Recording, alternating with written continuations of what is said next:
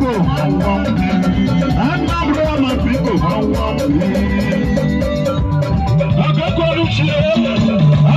people, Anambra people, they don't come home. Water money, I said you don't come home. Water 2 billion naira. Water money, 2 billion naira. Water. Small but mighty. Poverty breaker. Water money, the deal. Poverty breaker. Anambra people, poverty breakers. Poverty breakers.